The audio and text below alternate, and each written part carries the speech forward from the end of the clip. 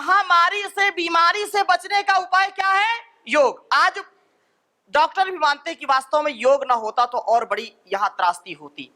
तो अब हमको अवसर मिला है, हम लोगों तक अपनी बात पहुंचा सकते हैं। आज भी अभी घटनाएं कम थोड़ी हुई, कोरोना चला गया तो मामला ठीक हो गया, ऐसा नहीं है। आए दिन आप पेपर उठा के देखिए, सोशल मीडिया, अब खबर ना आए तो वो बात अलग है, कई जो है नौजवान नाचते नाचते चल बसते हैं, हार्ट अटैक हो गया, कोई गाते गाते, कोई चलते चलते, कोई खाते खाते, इतनी घटनाएं आए दिन घट रही हैं। तो ये देश की बड़ी क्षति है, ये हमारी क्षति है। इसलिए मैं निवेदन करना चाहूंगा आप सभी योग शिक्षकों से, प्रभारियों से, कि आप जो सेवा करते हैं ये सेवा नर की सेवा, नारायण की सेवा है, ये सबसे बड़ी सेवा है। आप किसी की जान बचाते हैं, आप किसी को थोड़ा योग सिखाते हैं तो केवल एक व्यक्ति को योग नहीं सिखाते हैं, उसके पूरे परिवार को बचाते हैं, उसके पूरे परिवार में एक सुसंस्कार का संचार करते हैं। इसलिए आप सबसे उत्तम सेवा देने वाले हैं और इस सेवा से सदा आप और अपने आप को भी आनंदित और संतोष से युक्त कर पाएंगे।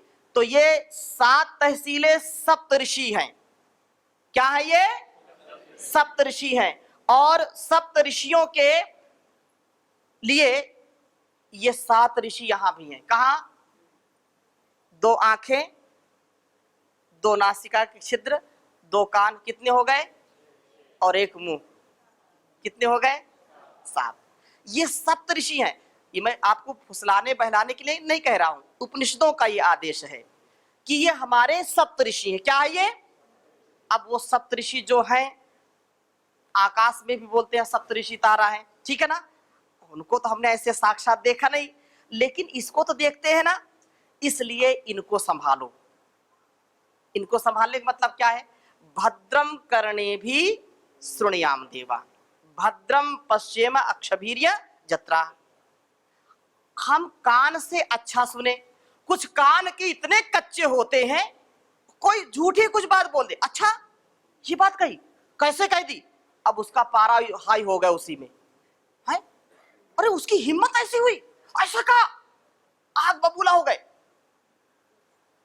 वो तुम्हारा कोई भी सामान उठा लेके चला गया, अरे कैसे ले गया, उसकी हिम्मत। अरे जाके पहले देखो क्या स्थिति है, क्या परिस्थिति है, तब क्रोध करो। लेकिन कुछ लोग इसको मानते नहीं, समझते नहीं। तो कान के कच्चे नहीं होना, पहले खूब सुनो। कुछ सुनते नहीं, केवल बोलते हैं, कुछ केवल बोलते, सुनना पसंद नहीं करते। बोले मैंने किसी, अरे अपने माता पिता की नहीं सुनी, तुम्हारी क्या सुनूंगा, तुम्हारी ऐसी तैसी। कहते ये बात व्यवहारिक है ना, मैं जो बोलता हूं ऐसे लोग होते हैं कि हमने अपने माता पिता की नहीं सुनी, तुम किस खेत की मूली हो। ये किस लिए? थोड़ी सी अव्यवहारिकता के कारण वो अपने जीवन को भी, घर परिवार को भी, समाज को भी, संस्थान को भी, संगठन को बड़ी हानि देते हैं। देते कि नहीं देते? इसलिए भद्रम करने भी वेद का वचन है, मंत्र है, ईश्वर का साक्षात आदेश है। इसलिए कान को ऋषि बनाइए। कान को क्या बनाइए? ऋषि बनाइए, ऋषि के समान उसको बनाइए। आंख से अच्छा देखो। हम गलत चीजें हैं वही देखते हैं, गलत दृश्य देखेंगे तो गलत संस्कार पड़ेंगे। आहार की बात हम कर रहे थे ना, तो आहार का मतलब केवल खाना नहीं होता। सभी इस बात को समझे, आप योगी हैं, प्रभारी हैं, मैं जो बातें बोलता हूं बड़े संकेत में बोल रहा हूं और इससे आप बहुत अर्थ लगाना। केवल अन्न को ग्रहण करना ही आहार नहीं है। इन इंद्रियों से जो कुछ हम आहार लेते हैं, आंखों का आहार रूप है, कानों का आहार शब्द है, नासिका का आहार गंध है, जीभ का, मुख का आहार स्वाद है, त्वचा का आहार स्पर्श है। और ये जो 5 विषय हैं, ये 5 इंद्रियां हैं, यदि ये संतुलित नहीं है तो माय डियर, कोई माई का लाल बचा नहीं सकता। कोई नहीं बचा सकता। बड़े से बड़ा वैद्य, बड़े से बड़ा डॉक्टर, बड़े से बड़ा इंजीनियर, बड़े से बड़ा जो है फिलोसफर आपको बचा नहीं सकता। क्यों? क्योंकि भर्तृहरि ने कहा है कि कुरंग मातंग पतंग भृंगा मीना हता पंचभिरेव पंचा एकः प्रमादी स कथम न हन्यात् यह सेवते पंचभिरेव पंचा। 5 इंद्रियां हैं, इतना तो सब जानते हैं। 5 ज्ञानेंद्रियां, 5 कर्मेंद्रियां, और इन पर नियंत्रण जिनका नहीं है तो कैसे बचेगा? तो भर्तृहरि एक उदाहरण देते हैं। भर्तृहरि एक सुंदर श्लोक लिखते हैं और समझाने का प्रयास करते हैं उसको। ये हमारे लिए, सबके लिए है। 5 हमारे ये विषय हैं और 5 हमारी इंद्रियां हैं। तो भर्तृहरि कहते हैं कि 5 जीवों का उन्होंने उदाहरण दिया। कुरंग, हिरण, ठीक है ना? कुरंग, मातंग, पतंग, भृंगा, मतलब हिरण, हाथी, भौरा और शलभ। शलभ होता है कीड़ा होता है। शलभ जो जैसे वो जो जहां प्रकाश होता है, जहां हाइड्रोजन जलते ना, रात में कीड़े आते हैं। कहीं कहीं पांखी बोलते हैं, कहीं कुछ बोलते हैं, अलग बोलते हैं ना। और वो कीड़े जो है जितनी लाइट होगी उतना उधर ही जाएंगे, वो उसको शलभ बोलते हैं। और मीना मतलब मछली। 5 जीव हो गए ना, हाथी, हिरण, भौरा, शलभ और मछली। ये 5 जीव हो गए। और इनकी कमजोरी क्या है? 5 में से एक एक कमजोरी है। 5 में की क्या है? एक एक कमजोरी। जैसे हिरण को सबसे अच्छा शब्द लगता है, शब्द का वो दीवाना होता है। शब्द, जैसे शिकारी गया जंगल में और उसने जाल बिछा दिया, बंसी ली, बांसुरी, और वो बजाना शुरू कर दिया। जब वो हिरण सुनता है, अरे बांसुरी की आवाज आ रही, तो धीरे धीरे धीरे धीरे सुनते सुनते सुनते उसके पास चला जाता है और जाल में फंस जाता है। केवल किसके कारण? शब्द के कारण, बंसी की शब्द। अब वो फंस गया तो जीवन से हाथ धो बैठा। इसी प्रकार से हाथी को स्पर्श ज्यादा पसंद है। शिकारी क्या करता है? जंगल में जाता है, बड़ा सा गड्ढा खोद देता है और दूसरी ओर एक डुप्लीकेट उसी की प्रतिकृति हथनी बना करके खड़ा कर देता है। दूर से हाथी देखता है, ये हथनी है क्या?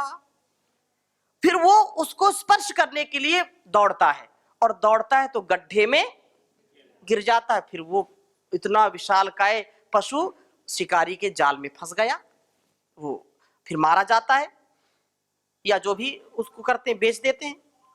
दो की दुर्गति हो गई। तीसरे की दुर्गति, भौरा। भौरे को गंध ज्यादा पसंद है। क्या पसंद है? रस या गंध उसको बोलो, क्योंकि वो फूल में जाता है ना, हाँ गंध में, तो वो जाकर के जिसमें ज्यादा सुगंध है, रस है, दोनों में वो जाकर के बैठ जाता है। और वो बैठ गया तो बिल्कुल मदमस्त हो जाता है।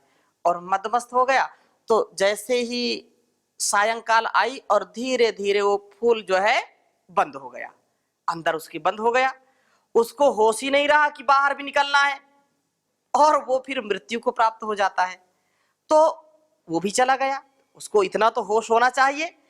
अगली बात, जो शलभ है उसको रूप ज्यादा पसंद है। जो जहां प्रकाश है वो समझता नहीं, और कीड़ा उसको स्पर्श करना चाहता है, उसको पाना चाहता है, उसमें जाकर के कूद जाता है तो वो मृत्यु को प्राप्त होता है। कितने कीड़े मर जाते हैं कि नहीं? वो मर जाते, लेकिन वो उसको पाना चाहता है। 5वां जीव क्या है? मछली। मछली को रस बहुत पसंद है, अर्थात उसको रसना में जो है उसकी वासना छिपी है, उससे बच नहीं पाती। शिकारी जाता है, कभी आटा लगाता है, कभी उसमें मांस का टुकड़ा लगाता है, कभी केचुआ लगाता है, कुछ भी जो लोग करते होंगे, और उसको खाने के चक्कर में मछली जाती है और जैसे उसको दबोचती है तो कांटे में वो फंस जाती है, मृत्यु को प्राप्त होती है। तो भर्तृहरि कहते हैं कि ये 5 जीव की मैंने गिनती की है और 5 में से केवल एक एक पर ये बेचारे परेशान हैं, एक एक में ही इनकी कमजोरी है। किसी की स्वाद कमजोरी, किसी का जो है रूप कमजोरी, किसी का स्पर्श, किसी का शब्द, फिर भी ये मृत्यु को प्राप्त हो जाते हैं एक कमजोरी होने पर भी। लेकिन कहा कि एकः प्रमादी स कथम न हन्यात्, यह सेवते पंच अभिरेव पंचा। माय डियर, कोई माई का लाल इसको बचा ही नहीं सकता, मनुष्य रूपी जीव को। क्यों? क्योंकि पांचों में ये फंसा पड़ा है, पांचों में धराशायी है। जहां खाने की बात करो तो मस्त है, पशु जितना उसको भूख है उतना ही खाएगा, जितना पचा सकता उतना ही खाएगा। एक दो बकरी छेरी को छोड़ करके कभी कभी वो दाना बहुत खा लेती है, हाँ। तो लेकिन 99% पशु पक्षी अपने भूख को, रस को या वासना को काबू में रखते हैं। लेकिन ये जो पशु है ना, मनुष्य रूपी, ये कभी नियंत्रण में रहता नहीं है। जो योग करेगा वो तो नियंत्रण में रहेगा, उसको ज्ञान है। लेकिन कुछ ऐसे होते हैं कि जीतव्यम चाहे मर्तव्यम हचक के भोजन कर्तव्यम है, देखा जाएगा जो होगा, अभी तो लाओ। हाँ, यावत जीवित सुखम जीवित ऋणम कृत्वा घृतम पिबेत भस्मीभूतस्य देहस्य पुनरागमनम कुतः। तो पर अन्नम दुर्लभे लोके, तो दूसरों का जो है धन और दूसरों का अन्न बड़े भाग से मिलता है, इसलिए छानो है। ये स्थिति है। हाँ, अब रूप की स्थिति क्या है? तेरे चेहरे से नजर नहीं हटती। अब बताओ, ये जो ये खुराफात है कि नहीं दीक्षित जी? अब कई कान में लीड लगाकर दिन भर पता नहीं क्या सुनते रहते हैं। ये बीमारी लग गई कि नहीं? अरे कितना सुनेंगे भाई। फिर एक समय ऐसा आता है कि कान के पर्दे खराब हो जाते हैं, होते हैं कि नहीं? कहीं दृष्टि खराब। इसलिए कहते हैं कि इन पांचों पर नियंत्रण रखो। ये पांच ज्ञानेंद्रियां मिली हैं कर्म करने के लिए। पांच इंद्रियां किस लिए मिली हैं? आंखें यदि ना हो तो कैसे देखेंगे, कैसे सेवा करेंगे, कैसे पहचानेंगे? जिसके आंख नहीं उससे पूछो कितनी परेशानी। अब यहां हजारों लोग बैठे हों तो भी आप पहचान लेंगे राजन जी कहां बैठे, इधर बैठे, महेंद्र जी किधर बैठे, इधर बैठे। अब व्यक्ति अगर ना देख पाए और बोले कि आप शांत रहोगे, आप बताओगे नहीं, आपको ढूंढ करके दिखाना अंधे व्यक्ति को कि राजन जी और जो है महेंद्र जी कहां बैठे, कितनी उसको कठिनाई होगी। कठिनाई होगी कि नहीं? कैसे वो ढूंढेगा? बोले नहीं, कुछ टटोल करके ढूंढेगा। अब ढूंढेगा कभी आंख में, कभी बाल में, कभी कहां कहां हाथ फेरेगा। कठिनाई है कि नहीं? बहुत कठिनाई है। जिसके आंख नहीं उससे पूछो, जिसकी रसना बोल नहीं पाता उससे पूछो। ये सप्त ऋषि हैं, इनकी मर्यादा, इनके स्वरूप को, इनके कार्य को हमको कभी भी अतिक्रमण नहीं करना। जीवन मिला है ये बहुत अनमोल है, योग के माध्यम से ही हम उन्नत बना सकते हैं अपने तन को, मन को, जीवन को और इस वतन को। इसलिए कहते हैं कि देखो भालो तको मत, देखो भालो तको मत, खाओ पियो छको मत, उतना ही खाओ जितना हजम हो जाए, खाओ पियो छको मत, खेलो कूदो थको मत, बोलो चालो बको मत। बात समझ में आ गई सबको? तो ये सारी जो ज्ञान की गंगा है, इस ज्ञान की गंगा में स्नान करके ही मनुष्य महान बनता है। इसलिए आहार निद्रा भय मैथुनंचा सामान्य में तत् पशुभि नराणाम धर्मो ही तेषाम अधिको विशेषो धर्मेण हीनः पशुभि समाना। यदि धर्म कर्म का अनुष्ठान तुम नहीं करते हो तो पशु से भी बदतर हो जाते हो। नहीं तो आहार निद्रा भय मैथुन, ये चार चीजें एंट से लेकर के एलिफेंट तक, हाथी घोड़ा कीड़ा मकोड़ा, सब में ये पाए जाते हैं। तो मनुष्य किस बात से सबसे महान है? मनुष्य इसी बात से सबसे महान है क्योंकि ये धर्म जानता है, ये जान पूर्वक कर्म करता है, इसलिए इसको महान बताया जाता है। सबसे जहान में सबसे समझदार मनुष्य प्राणी है। इसकी समझदारी कैसी होनी चाहिए, वफादारी कैसी होनी चाहिए?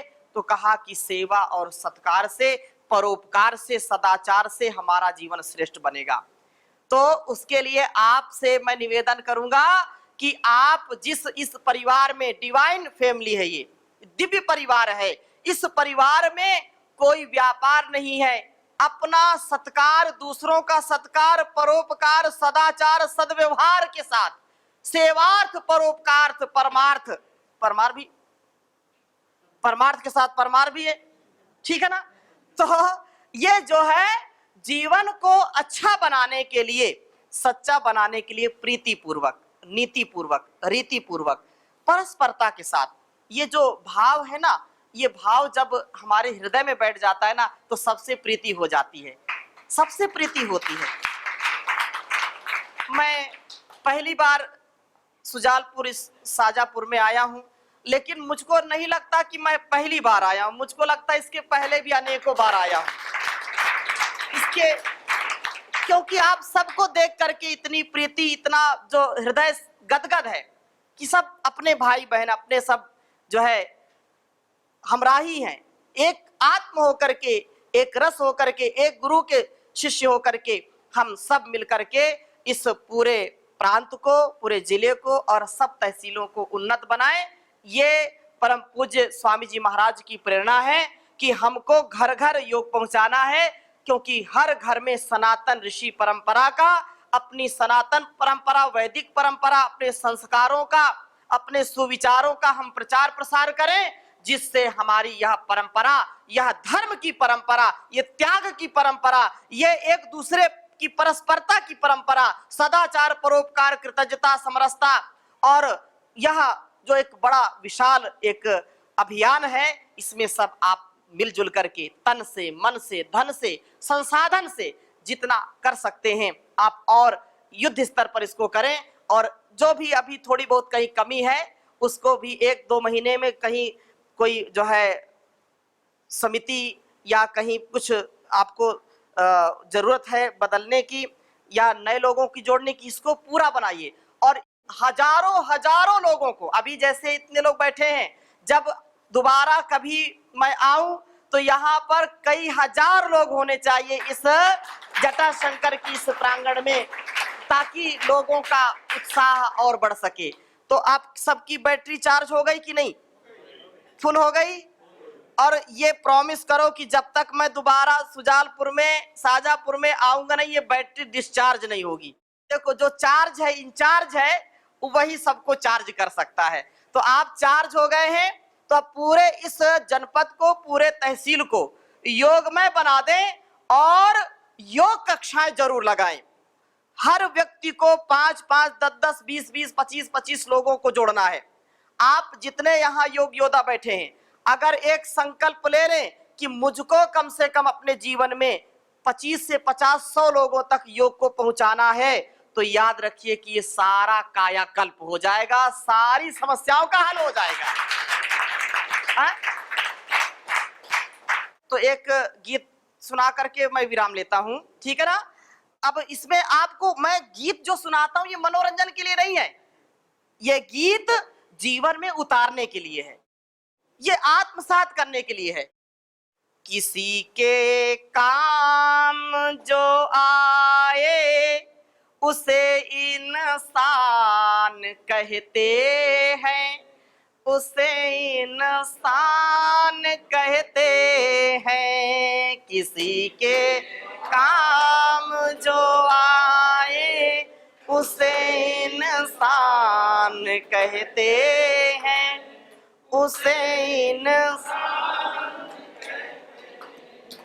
पराया दर्द अपनाए उसे इंसान कहते हैं, उसे इंसान कहते हैं। पराया उसे इंसान कहते हैं।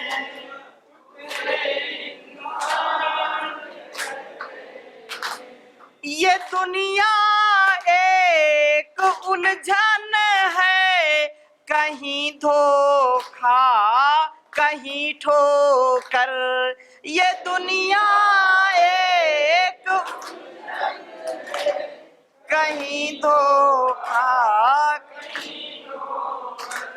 जो गिर कर के संभल जाए उसे इंसान कहते हैं, उसे इंसान कहते हैं। जो गिर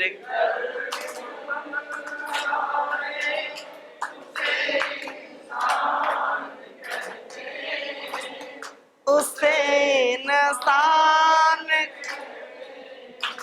कभी सुख है कभी दुख है, इसी का नाम जीवन है। कभी सुख है कभी दुख है, इसी का नाम जीवन है। जो दुख में भी न घबराए उसे इंसान कहते हैं, उसे इंसान कहते हैं। जो दुख में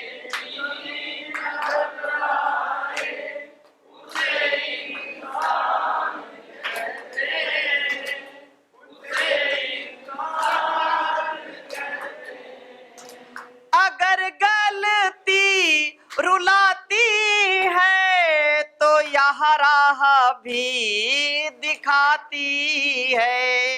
अगर गलती रुलाती है तो यह राह भी, बसर गलती का पुतला है ये अक्सर हो ही जाती है। बसर गलती का पुतला है ये अक्सर हो, जो गलती करके पछताए उसे इंसान कहते हैं, उसे इंसान कहते हैं। किसी के काम जो आए उसे इंसान, उसे इंसान, अकेले ही जो खा खा कर सदा गुजरान करते हैं। अकेले ही जो खा खा कर सदा गुजरान करते हैं। यूं भरने को तो दुनिया में पशु भी पेट भरते हैं। यूं भरने को तो दुनिया में पशु भी पेट,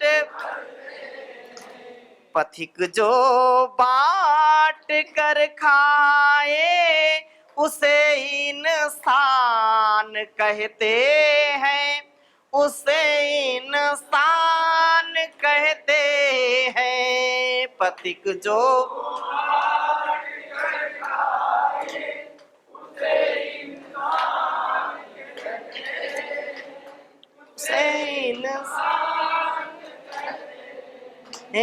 किसी के काम जो आए उसे इंसान कहते हैं। पराया दर्द अपनाए उसे इंसान कहते हैं, उसे इंसान कहते हैं, उसे इंसान